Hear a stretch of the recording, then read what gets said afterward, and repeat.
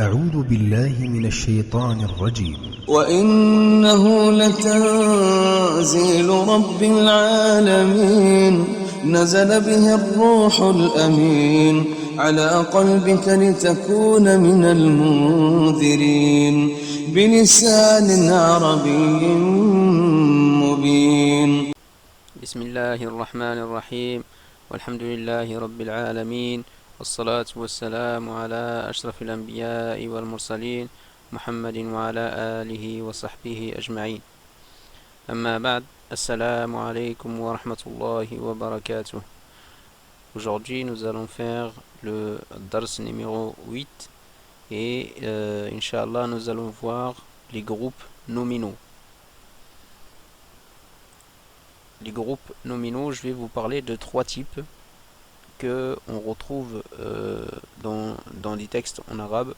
Lorsque vous les aurez assimilés, ces trois types, vous allez pouvoir comprendre pas mal de choses. Les trois types sont, le premier type c'est al-mudaf ou al-mudaf ilayh, que en français je traduirai par annexé, annexant, AA. Le deuxième type c'est adjectif et un qualifié, donc un adjectif qui va qualifier un autre mot. En arabe on appelle ça un na'at ou al man'out. Na'at c'est l'adjectif, le man'out c'est le qualifié. Et le troisième type c'est la phrase nominale que on appelle en arabe al jumlatul ismiyya. Nous allons commencer par le premier type, annexé, annexant, AA. C'est en arabe on appelle ça le mudaf ou le mudaf ilayh. Alors ce premier type nous l'avons déjà vu auparavant lorsque on cherchait la définition d'un mot. On avait dit que la définition se faisait de deux manières, soit par l'ajout de L, soit par annexion, c'est-à-dire que le mot qu'on cherche à définir, on va lui rajouter un autre mot devant qui va nous indiquer de quel mot on parle. Donc là je reprends l'exemple qu'on a vu à l'époque, kitabun. On veut chercher à définir ce mot kitabun. Soit on fait al-kitabu, on rajoute al, et là ça devient le livre, ça veut dire que je désigne un livre particulier.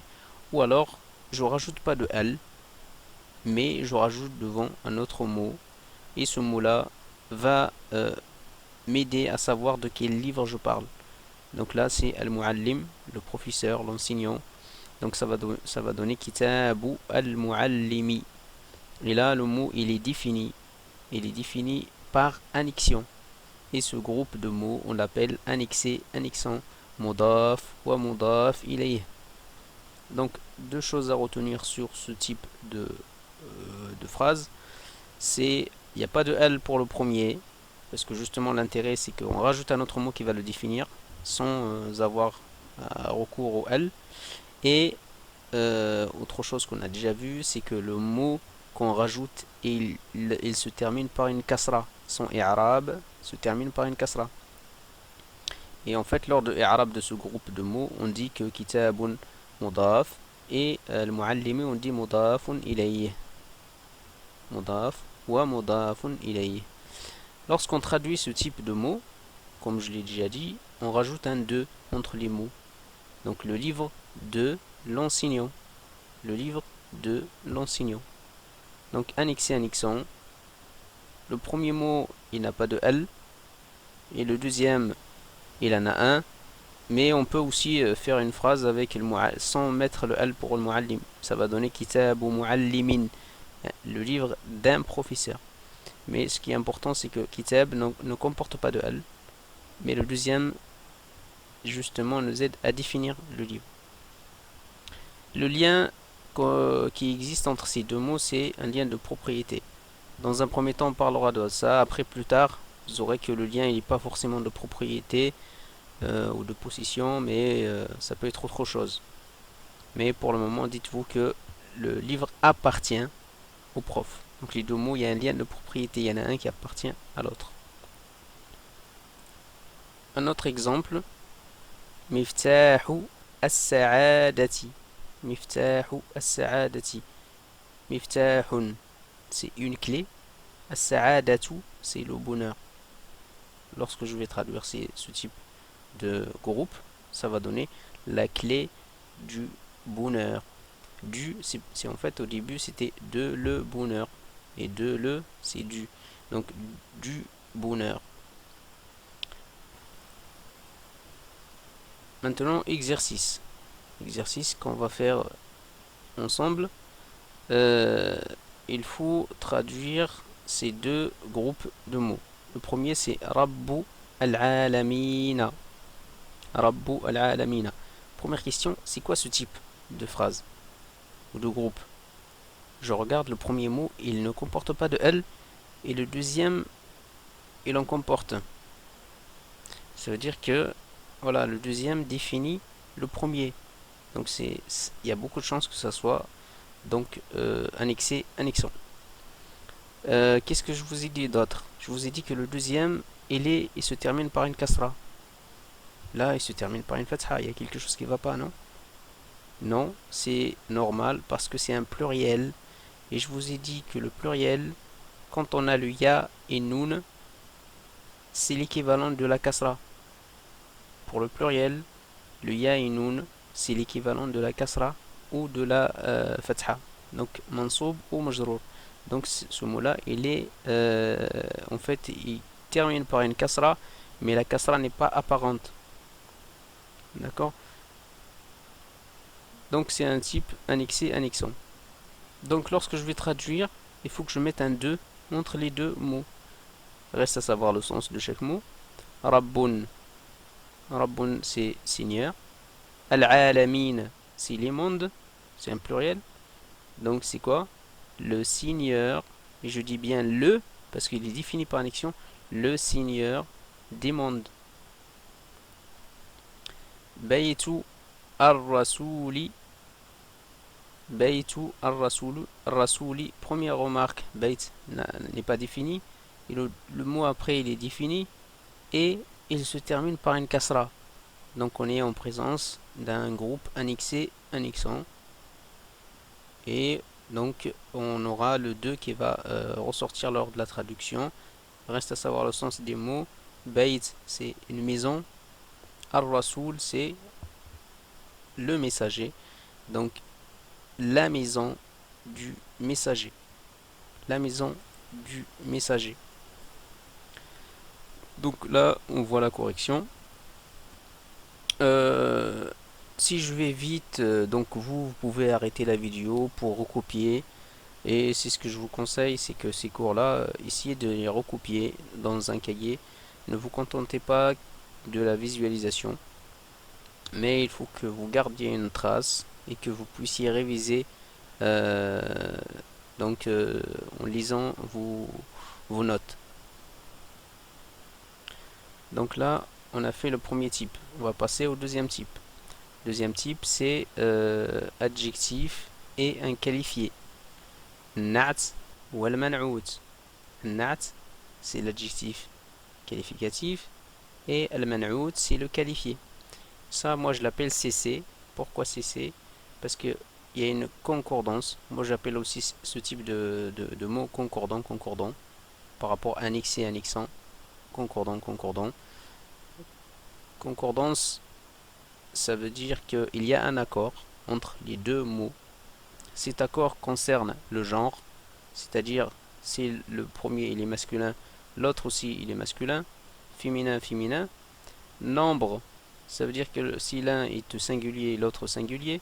Si l'un au double, l'autre se met au double. Si l'autre il est au pluriel, l'autre se met au pluriel.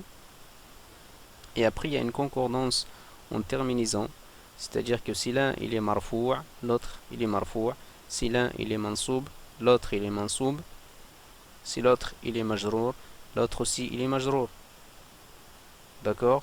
Je rappelle que marfou' ça se termine par une damma, mansoub par une fatha, majrour par une kasra. Et une concordance en définition. Définition, c'est-à-dire si le premier mot il est défini, le deuxième il est défini aussi. Si l'autre, le premier, il est nakira, indéfini, le deuxième il est nakira aussi indéfini. Donc il y a une concordance totale sur les deux mots. Et on dit en arabe que an-na'at yatba'u al-man'out. النعت يتبع المنعوت. L'adjectif qualificatif suit le qualifié. On va voir des exemples. رجل كريم. رجل كريم. Un homme généreux. Un homme généreux. Là, vous avez vu que rajulun c'est masculin, karim c'est masculin aussi. Parce que karim c'est un adjectif, on pourrait dire karimatun. Mais vu que rajulun c'est un masculin, karim ça reste masculin. Il y a une concordance en définition. Le premier mot n'est pas défini, le deuxième n'est pas défini. Une concordance en terminaison. Le premier mot il est marfou, il se termine par une damma, double damma, et l'autre aussi se termine par une double damma. Deuxième exemple. Rajulani karimani.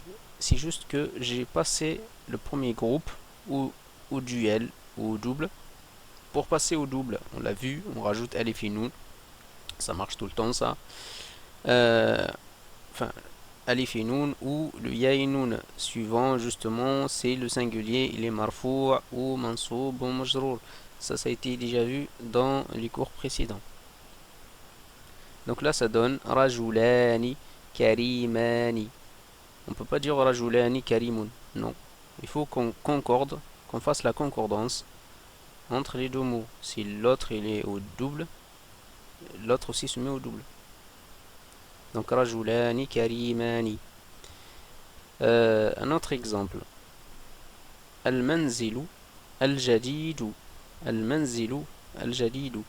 Là j'ai donné un exemple où les mots sont définis pour vous montrer que si l'un il est défini, l'autre aussi il est défini. Et après la définition bien sûr fait perdre le tanwin. Ça a été vu. Al-manzilu al-jadidu. La nouvelle maison. La nouvelle maison. Al-manzil en arabe c'est masculin. C'est pour ça que al-jadidu c'est masculin aussi.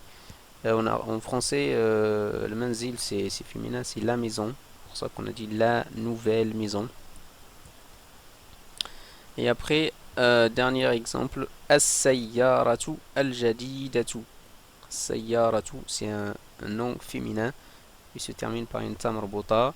Al-jadidatu, donc l'adjectif doit aussi se mettre au féminin.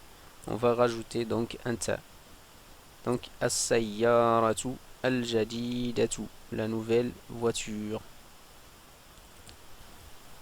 Voilà pour les exemples. Exercice qu'on va faire ensemble. Il faut traduire masjidun kabirun. Masjidun kabirun. Alors, si vous voulez recopier, arrêtez la vidéo et après vous faites la suite. Comme ça, vous n'allez pas voir la correction. Comme ça, vous faites travailler votre esprit. Vous essayez de voir si vous avez compris. C'est vraiment le meilleur. Arrêtez, faites l'exercice et après, vous voyez la correction. Masjidun kabirun. Masjidun, une mosquée. Kabirun, grand. D'accord. Al-masjidu al-kabiru.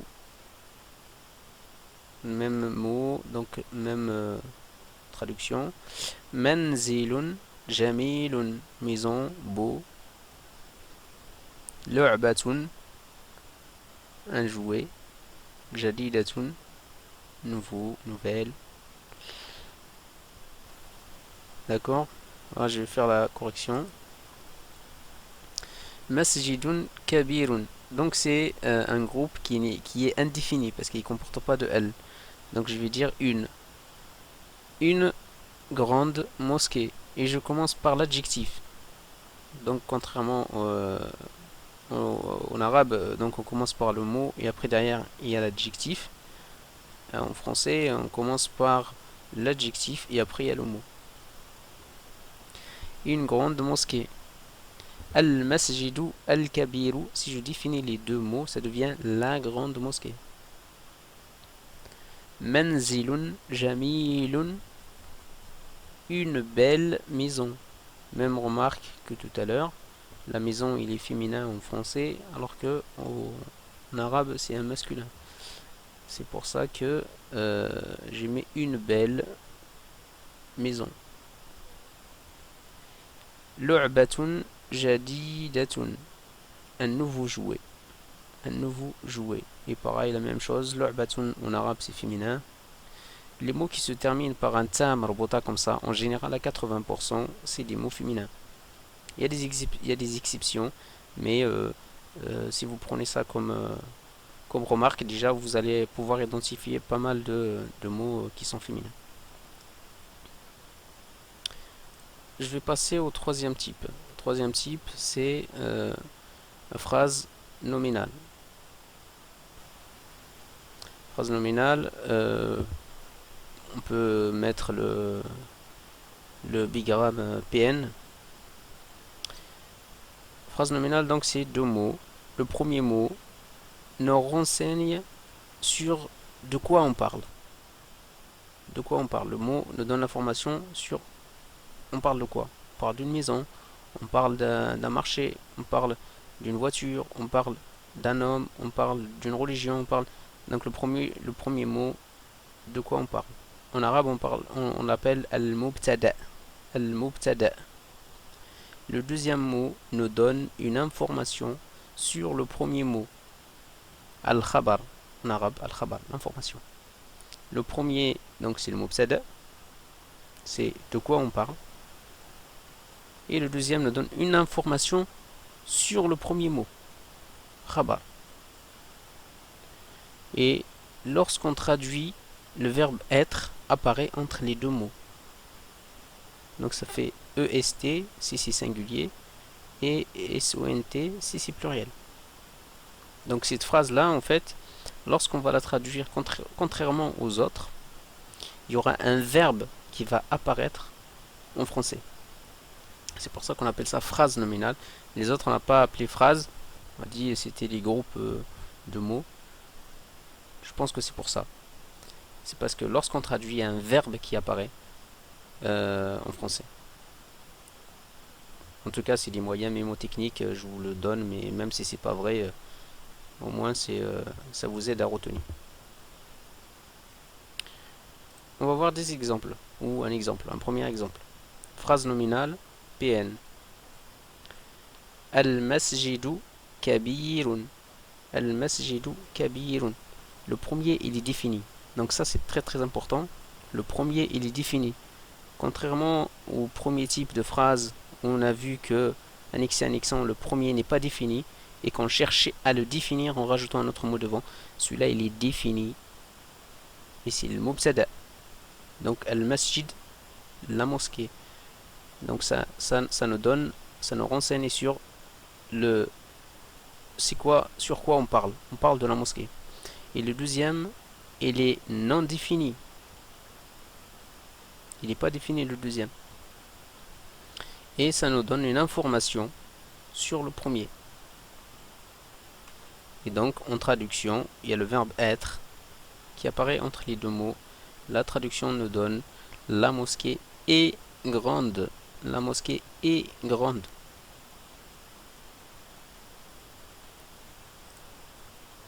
Exercice qu'on va faire ensemble. Je vais d'abord lire et après vous pouvez arrêter la vidéo. Vous essayez de faire et je corrige. Première phrase. Al-ilmu nourun. Al-ilmu nourun. Vous avez vu que toutes ces phrases, le premier mot il est défini et il comporte le al, et le deuxième n'est pas défini. Quand vous voyez déjà ça, premier truc, vous dites que c'est une phrase nominale. Al-ilmu, la science. Nourun, al-nour c'est la lumière. Nourun, une lumière. As-sama'u, le ciel.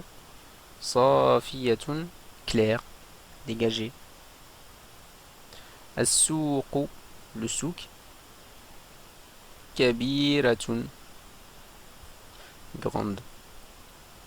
Al-anbiya'u, les prophètes. Kafiruna, nombreux. Correction. C'est très simple. Il suffit de rajouter le verbe être entre les deux mots. Et si on est au singulier, on rajoute est. Si on est au pluriel, on rajoute sont. Al-ilmu nurun, la science est une lumière. As-sama'u safiyatun, le ciel est clair. As-souqu kabiratun, le souk est grand. Al-anbiya'u kathiruna, les prophètes sont nombreux.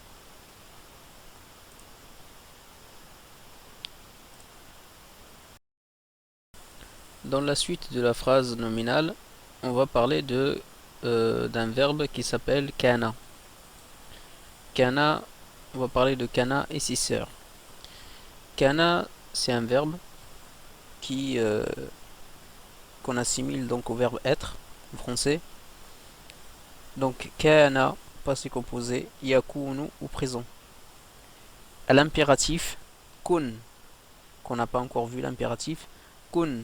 Vous avez peut-être déjà entendu kun dans le Coran, par exemple, il y a kun, soit, kun fayakun.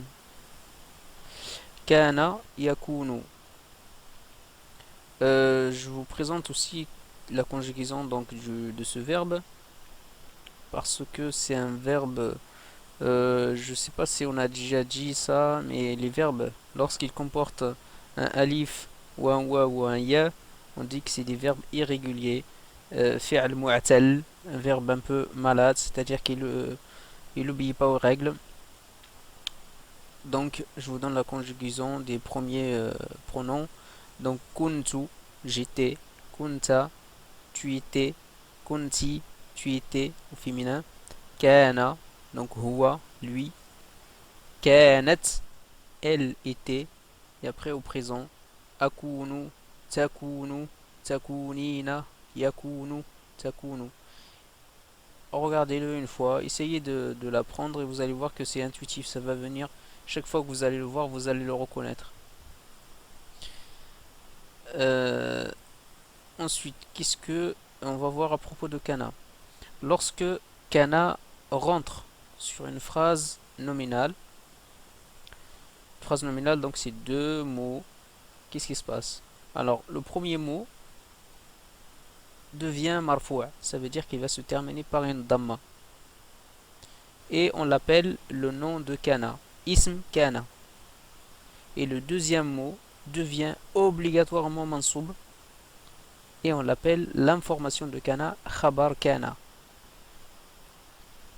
Kana va rentrer sur une phrase nominale, uniquement sur une phrase nominale. Qu'est-ce qu'il va faire? Il va prendre le premier, le mubtada, qu'on a dit tout à l'heure, il prend le mubtada, il va lui mettre rafa', il va le rendre marfou' s'il n'est pas déjà marfou'. Et on va l'appeler, lorsqu'on fait l'Arab, le nom de kana, ism kana. Et après le deuxième, il va prendre une fatha ou une double fatha s'il n'est pas défini. Enfin, il n'est pas défini, donc il prendra une double fatha. Et on va l'appeler khabar kana. Un exemple. Al-masjidu kabirun. La mosquée est grande. Lorsqu'on va faire rentrer kana, ça va donner كان المسجد كبيرا. كان المسجد كبيرا. Vous avez vu que le premier est marfou'.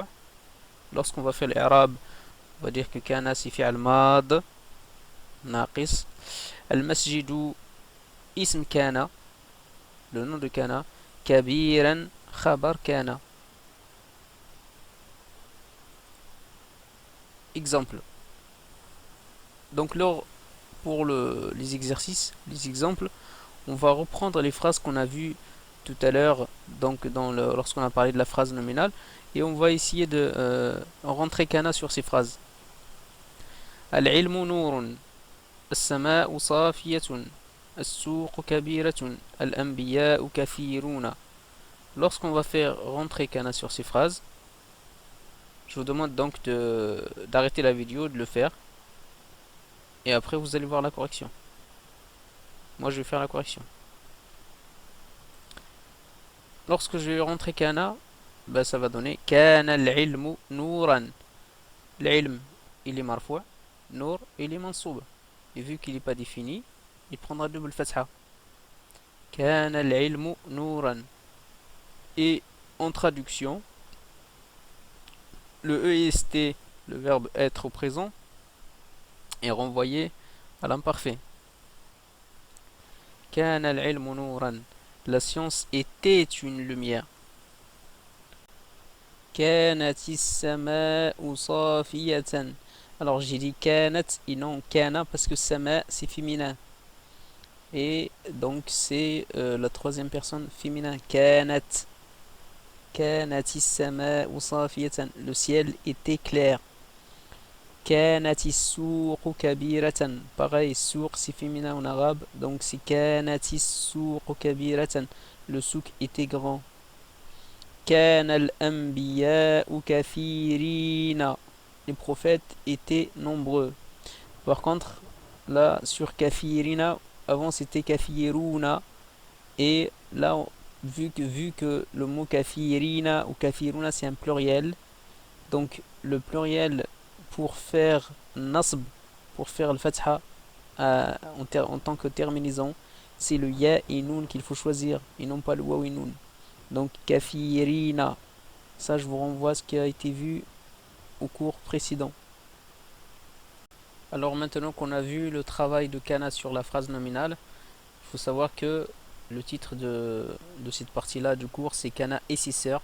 En fait il y a d'autres sœurs de kana, c'est-à-dire des verbes qui font le même travail. Et en fait ils sont, je ne me rappelle plus le nombre, mais ils sont une dizaine. Et je vais pas vous les présenter. On verra au cas par cas lorsqu'on tombera dessus si par la suite on continue ce cours, Inch'Allah. Maintenant je vais vous parler de inna et ses sœurs. La même chose que kana, donc il y a inna et ses sœurs. Quel est leur travail lorsqu'ils rentrent dans la phrase nominale et comment ça se traduit. Lorsque inna rentre sur une phrase nominale, le premier mot devient mansoub et on l'appelle le nom de inna, ism inna, et le deuxième mot devient marfou' et on l'appelle khabar inna. C'est en fait l'inverse de kana, c'est-à-dire que kana fait que le premier devient marfou' et le deuxième mansoub, mais là inna fait le premier mansoub et le deuxième marfou'. On reprend la même phrase qu'on avait donnée en exemple lorsqu'on avait traité kana. Al-masjidu kabirun. La mosquée est grande. Lorsque je vais faire rentrer inna, innal masjida kabirun. Là vous avez vu que le masjid il a pris une fatha, il est mansoub, et kabirun, lui, il est resté marfou'. Et après en termes de traduction, inna, ça rajoute un effet de certitude, d'affirmation au niveau de la phrase. C'est-à-dire qu'en général, ça se traduit par certes, vraiment. Là, on va dire certes, la mosquée est grande, et vraiment, la mosquée est grande. C'est affirmer l'information qui est donnée sur le mot. Voilà. Pour l'exercice, on va reprendre les mêmes phrases qu'on a vues tout à l'heure pour kana et pour les phrases nominales, et on va essayer de rentrer inna sur ces phrases-là. Al-ilmu nourun, la science est une lumière. As-sama'u safiyatun, le ciel est clair. As-suqu kabiratun, le souk est grand. Al-anbiya'u kathiruna, les prophètes sont nombreux. Arrêtez la vidéo, faites l'exercice, et après, regardez la suite. Moi, je vais présenter la correction. Alors, quand je vais rentrer inna, ça va donner innal ilma nourun. Innal ilma nourun, c'est une affirmation. Vraiment, la science est une lumière. Inna as-samaa'a safiyatun. Vraiment, certes, le ciel est clair. Inna as-suqa kabiratun. Le souk est vraiment grand. Innal anbiya'a kathiruna. Certes, les prophètes sont nombreux. Ou les prophètes sont vraiment nombreux. Donc la façon dont j'ai traduit, c'est peut-être pas dans le bon ordre. Peut-être que vraiment, ou certes, on peut le placer juste avant l'adjectif. Par exemple, comme ce que je viens de faire là, les prophètes sont vraiment nombreux. Je pense que c'est le mieux. Le souk est vraiment grand. Le ciel est vraiment clair. Le ciel est vraiment clair. Et la science est certes une lumière. Donc l'ordre de l'emplacement du mot certes ou vraiment et peut-être à revoir. Voilà, notre cours touche à sa fin pour aujourd'hui. إن أخطأته فمن نفسي ومن الشيطان وإن أصبت فمن الله أستودعكم الله الذي لا تضيع ودائعه والسلام عليكم ورحمة الله وبركاته. أعوذ بالله من الشيطان الرجيم. وإنه لتنزيل رب العالمين نزل به الروح الأمين على قلبك لتكون من المنذرين بلسان عربي مبين